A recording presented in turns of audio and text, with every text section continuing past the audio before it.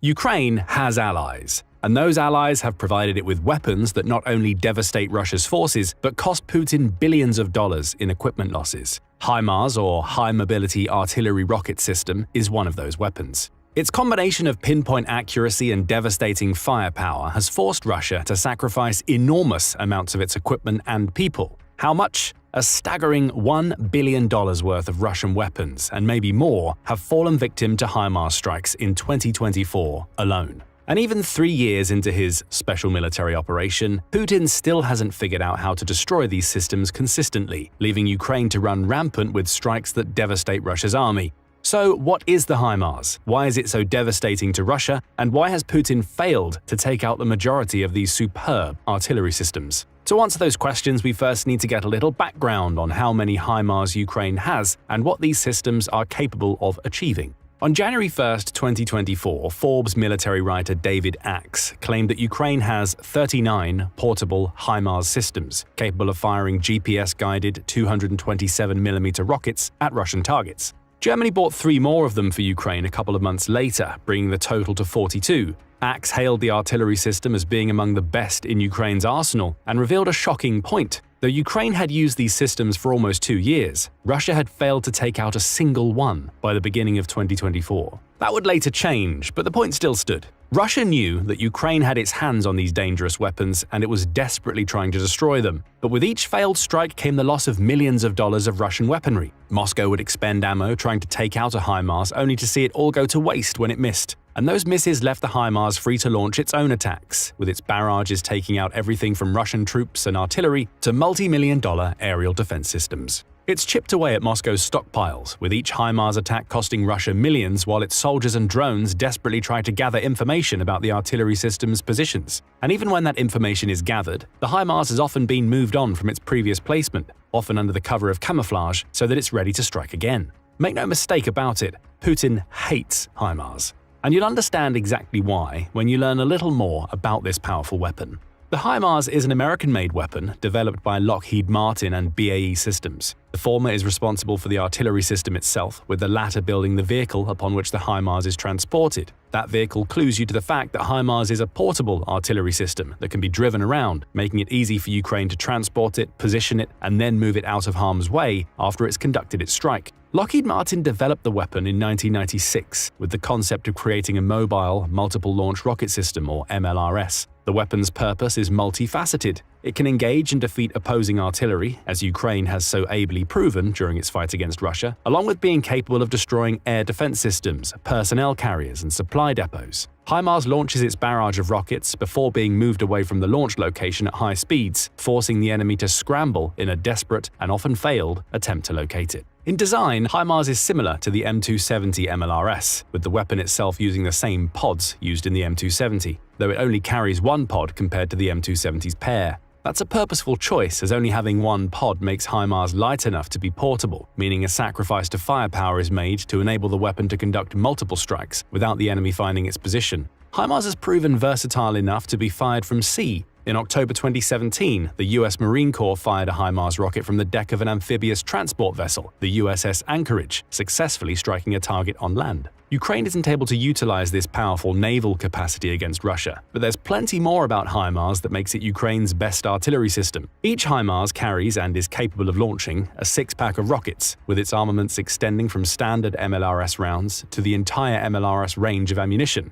This includes short-range practice rockets, giving Ukraine an opportunity to get familiar with the system, and extended-range MLRS rockets. HIMARS is also capable of firing extended-range GMLRS rockets, achieving a range of 43.4 miles in the process, and is even capable of firing deep into Russian territory from Ukraine thanks to HIMARS's compatibility with the ATACMS tactical missile. That missile has a range of 186 miles, making it viable for Ukraine to position its HIMARS on the front lines, fire into Russia, then get out of dodge before Putin's troops even realize what's happening. These rockets are also guided by GPS, allowing them to strike precisely on a target rather than taking the scattershot approach used by most Russian artillery systems. Where those rockets land at an approximate location and fragment, with Russia simply hoping they'll cause damage, a HIMARS-launched rocket hits its target the majority of the time. Not only does this aid Ukraine in terms of being more effective at taking out Russian equipment, but it also means fewer rockets are needed to destroy a target. The majority of the HIMARS protection comes from its superior mobility, especially when compared to Russia's artillery systems. But if it does happen to come under fire, it has protective systems that allow it to take a battering. The crew cabin, for instance, is built using armor plating that protects the 3 soldiers needed to operate the HIMARS from small arms fire and artillery fragments. The armor plating won't withstand a direct hit from an artillery shell, but it provides enough protection for the HIMARS crew to allow them to escape if the weapon comes under fire. Speaking of the crew, the HIMARS cabin accommodates a gunner, a driver, and a section chief or launch commander. Their roles are self-explanatory. Each crew member has access to an internal communication system, allowing them to receive orders from and feedback information to Ukrainian forces stationed nearby. But it will always be HIMARS mobility that puts it a cut above most other artillery systems, especially anything that Russia can field. The 5-ton truck used to transport the launcher has an Allison 3700 SP transmission and a Caterpillar C7 engine that enable it to reach a maximum speed of 52.8 miles per hour. It can maintain that speed for almost 300 miles, making the truck vital in Ukraine's strategy of getting in, launching rockets, and getting out again. Speaking of getting in, the truck-based launching system also means that HIMARS is capable of being deployed in areas that simply aren't available to the majority of heavy ground-based artillery systems. Add a self-loading autonomous system into that mix, and you get an artillery system capable of rattling off multiple volleys of rockets quickly before moving on to the next target. So it's clear by now that HIMARS is an impressive weapon. But how has Ukraine used it to destroy around $1 billion of Russian equipment? To answer that question, we only need to look at a few of the strikes Ukraine has carried out with its American-made artillery system in 2024 alone. Starting on January 2nd, the same month David Axe wrote about Russia's struggles with destroying HIMARS, Newsweek reported on a strike that showcases why Putin wants these dangerous weapons off the battlefield.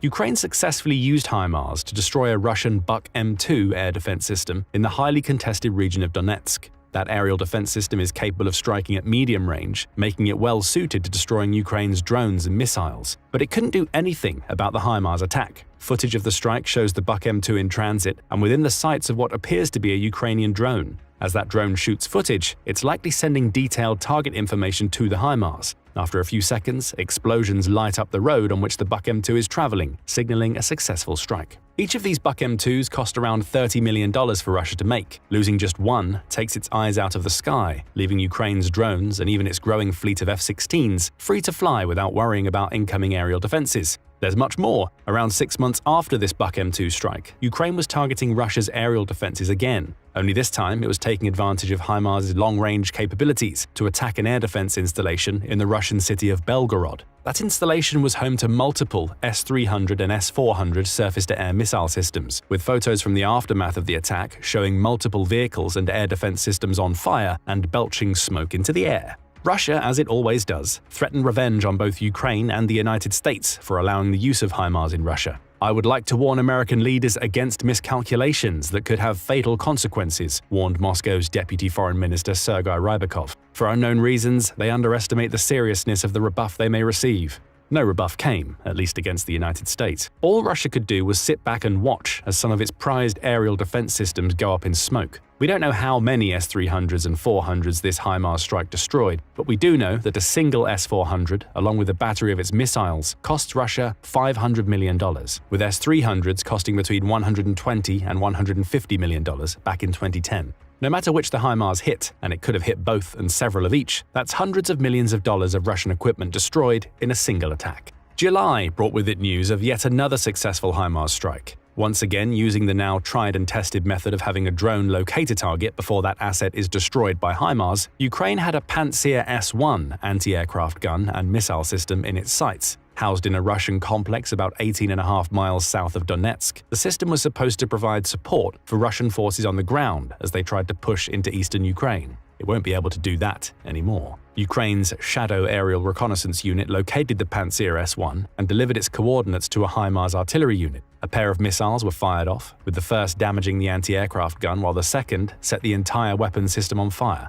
Footage from the incident shows the Pantsir S-1's crew evacuating and trying to flee the blaze as they make their way back to their positions. Each of these Pantsir S-1 systems costs Russia a touch under $15 million, another big equipment blow caused by HIMARS. More attacks against Russian aerial defenses came in October 2024. This time, Ukraine turned its attention back toward Russia's prized Buk defense systems. Only this time, it wasn't the Buk M2, Ukraine hit the Buk M3, as with the January strike, drone footage of the incident shows us what happened. The Buk M3 appears to be stationed in a field. Ukraine has clearly spotted it, likely with the help of drones again, and launched a series of targeted HIMARS rockets at the Buk's location. Those missiles are seen striking the aerial defense system, which explodes in the same shower of bright sparks seen in the January attack, casting plumes of smoke around the wreckage of the weapon. This particular version of the Russian air defense system is a little less costly than the Buk M2, with Russia spending around $50 million on each one. Still, that's tens of millions of dollars more damage being caused by HIMARS attacks. If you're keeping a running total, that means $150 million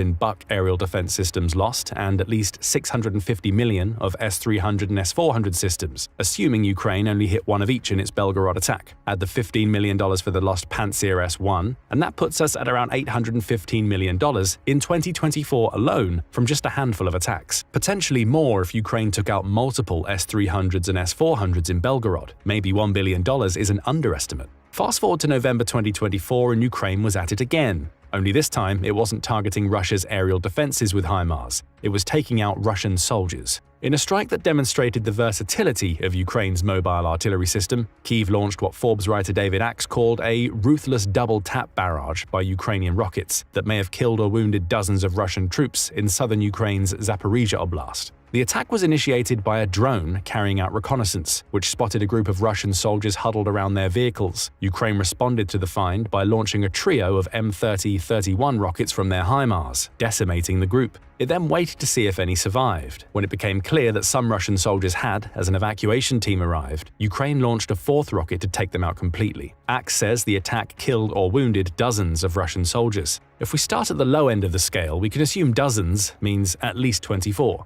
According to United 24, Russia is now spending as much as $20,000 on one-time enlistment payments for its soldiers, in addition to paying them between $2,000 and $5,000 per month. A new Russian recruit apparently has a 1-month life expectancy, according to Forbes, which makes the maths here fairly simple. If we assume a mid-range for the salary of $3,500 and add the $20,000 enlistment payment, each soldier costs Russia $23,500 per month. Multiply that by 24 and you get a HIMARS strike that took out $564,000 worth of Russian spending in an instant. But there are caveats. There may have been more than 24 soldiers. Dozens could imply anywhere between 24 and 96 troops before we get into the hundreds range. Those soldiers also had to be equipped with weapons, which would also have been destroyed. And, as Axe mentions in his Forbes article, the dozens of Russian soldiers were also crowded around vehicles, which were also likely destroyed in the HIMARS attack. Militani provided more details about the attack, claiming that it likely struck a cluster of between 30 and 40 Russian soldiers, with at least 20 being left dead and more wounded. So let's bump those soldier losses up to 40, which brings us to a cost of $940,000. The second strike in the double tap also likely took out a truck, 5 civilian vehicles, and a Russian evacuation team, easily bringing the total cost to Russia to over $1 million. Small potatoes compared to the far more devastating, to Russia's military bank balance, HIMARS attacks on aerial defense systems, but still an attack that chips away at Russia's equipment levels and demonstrates HIMARS' effectiveness. And it just keeps getting worse for Russia throughout 2024. HIMARS' precision strike abilities have also allowed it to essentially assassinate several major Russian military figures. On December 27th, the Express reported that one of these strikes, again carried out with the help of reconnaissance drones, killed 3 officers of Russia's 135th Motorized Rifle Regiment. Ukraine's main director of intelligence, or GUR, explained the attack. GUR employees obtained information about a planned meeting with the participation of officers of the command of the 4th Guards military base of the Russian occupation forces, who are participating in the criminal war against Ukraine in the Zaporizhia region. After checking and confirming the data, military intelligence officers developed an operation plan. That plan saw several Ukrainian special forces groups, including the SBS and SBU, work together to coordinate a HIMARS strike that killed the officers and destroyed their vehicles. It's difficult to place an exact dollar figure on how much this strike cost Russia. The 3 officers killed were likely higher paid and better equipped than standard infantry, making their loss strategically significant. Additionally, Ukraine destroyed multiple vehicles in the attack, causing direct financial losses of at least $100,000. However, the greater impact may have been operational. According to reports on previous Ukrainian HIMARS strikes, the loss of key personnel in Russian units has at times led to command disruptions and less effective battlefield coordination. While it's difficult to estimate a precise cost, similar past instances have resulted in higher equipment and personnel losses due to poorly coordinated counterattacks. All of this brings us to nearly $1 billion worth of damage caused by HIMARS attacks in 2024 alone. Bear in mind that Ukraine has had this powerful weapons system since 2022. We haven't even mentioned any attacks from that year or 2023, meaning it's easy to assume that Ukraine has destroyed well over $1 billion of Russia's valuable military equipment and its soldiers since the beginning of Putin's special military operation using HIMARS. GPS-guided precision wins out against Russia's hit-and-hope artillery approach time and time again.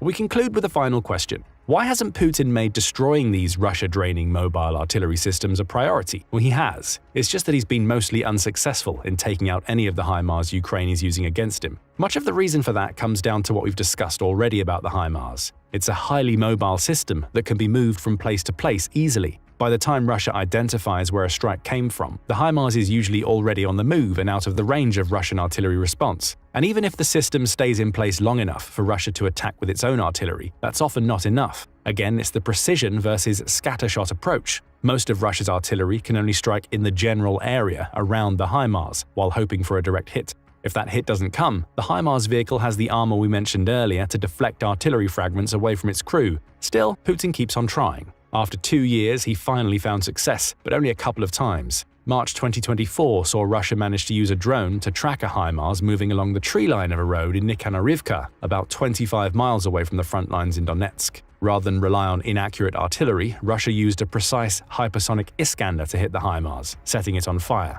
That was a big loss for Ukraine. But it's also more dollars added to Russia's losses due to HIMARS. Each one of those Iskander missiles costs Russia around $3 million, meaning it's losing money even when it manages to take out one of Ukraine's valuable artillery units. Russia found more success in July 2024 with a strike that destroyed 4 of Ukraine's HIMARS units. That's according to TASS, which is a state-owned Russian news agency and thus may be vulnerable to spreading propaganda, which says that the Russian attack also killed up to 35 foreign specialists in Ukraine to maintain the HIMARS systems, along with the 4 HIMARS themselves.